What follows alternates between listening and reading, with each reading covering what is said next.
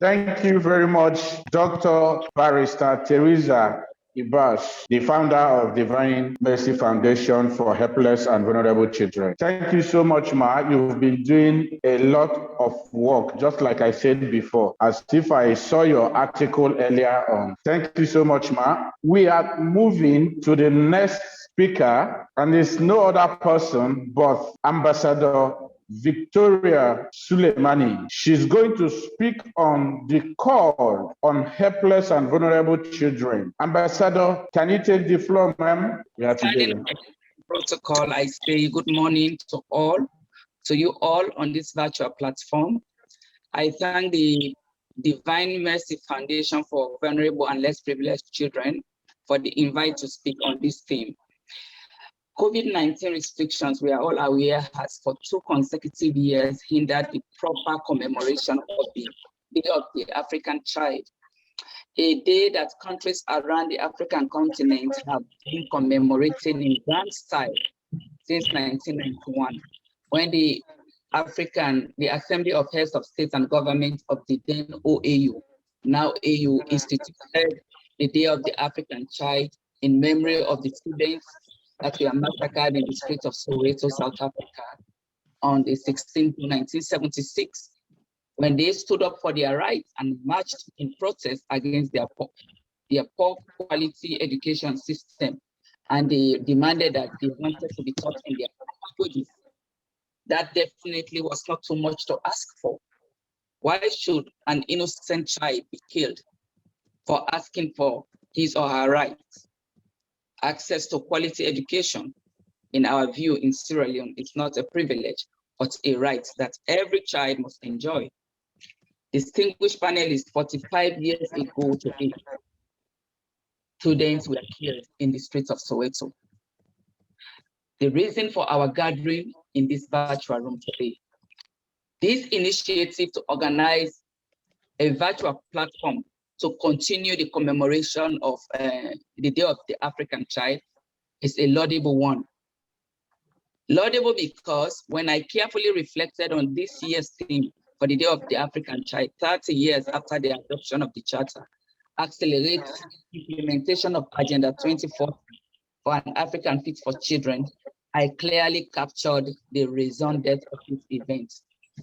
We must commemorate the Day of the African Child, COVID-19 restrictions notwithstanding.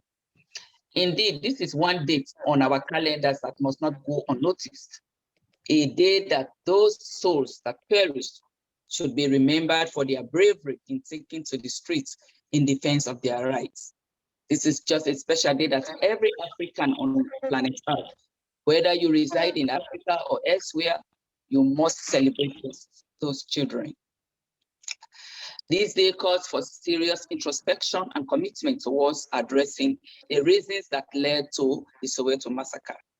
Indeed, we must, all of us, make concrete commitments at the national, regional, and global levels to address those numerous challenges facing our children across the continent. The Day of the African Child should be contextualized by member states as a follow-up to the realization of the rights of children from the family or community level up to the national and international levels. At this juncture, Mr. Chair, distinguished panelists, I wish to quickly highlight some of the measures that we have adopted, either as countries or at the continental level, to demonstrate our commitment towards the promotion and protection of the rights of our children in line with the normative positions that we have adopted.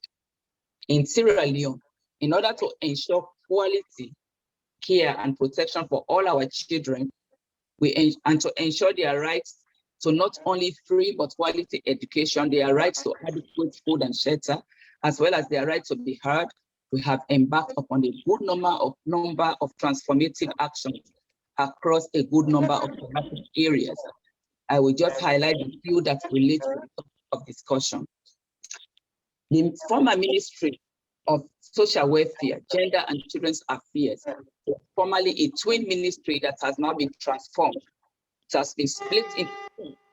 So now it is the Ministry of Social Welfare as one ministry standalone and the Ministry of Gender as another standalone. This was done to ensure greater focus on the specific issues, the respective portfolios of the two ministries. These two ministries are now responsible for the protection of the rights of all our children, irrespective of age, disability, ethnicity, or region. Cognizant of the fact that education is the bedrock of every society, we have focused on developing the human capital and improving academic performance. Access to free quality education has been one of the major flagship programs for the government. The aim is to further ensure that education is modernized and made relevant to the development needs of all Sierra Leoneans. We see access to quality education as a right and not a privilege. We have therefore enacted an Education Act, which has led to the reform of our education system, making basic education free and compulsory for all children nationwide, with specific emphasis on the girl child. In order to consolidate the legal protection of the children, we have enacted new child-focused legislations and amended others. For instance, the Child Rights Act, which is a domestication of the Convention on the Rights of the Child, and the African Charter on the Rights and Welfare of the Child. And also we have enacted the Domestic Violence Act, to mention but a few. We are giving a voice to our children who now participate in radio and TV discussion programs. We are addressing issues such as child or early marriage, teenage pregnancy, through a robust campaign championed by the First Lady of the Republic of Sierra Leone.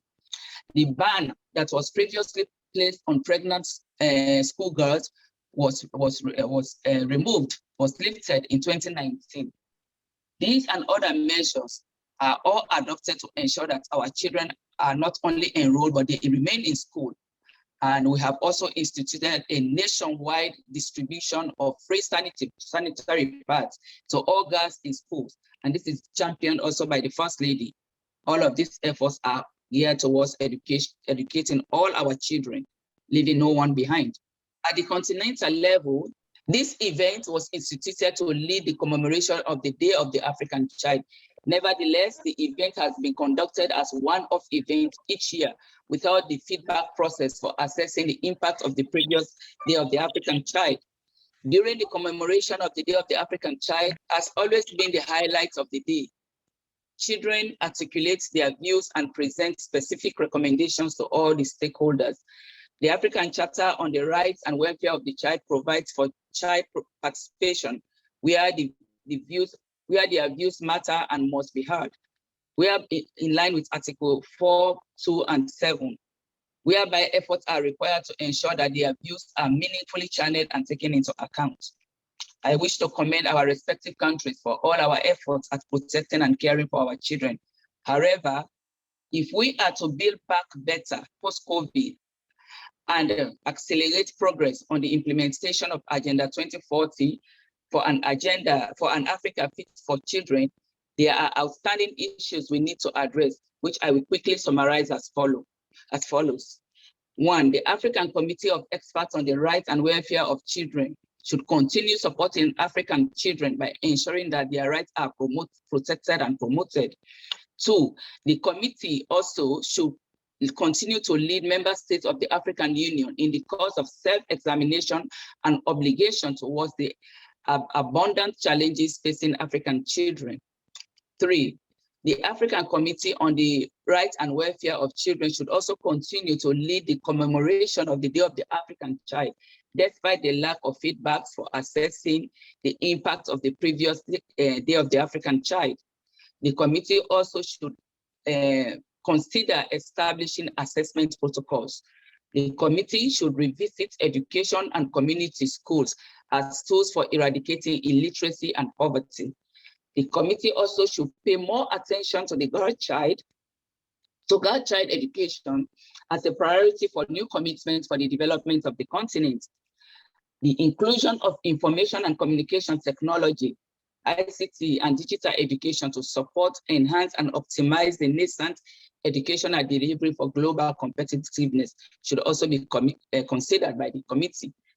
Advocate for the adoption of universally inclusive education continent-wide and access heads of and assist heads of African nation states to understand that inclusive education means equal access for all learners, notwithstanding identity, background, or ability.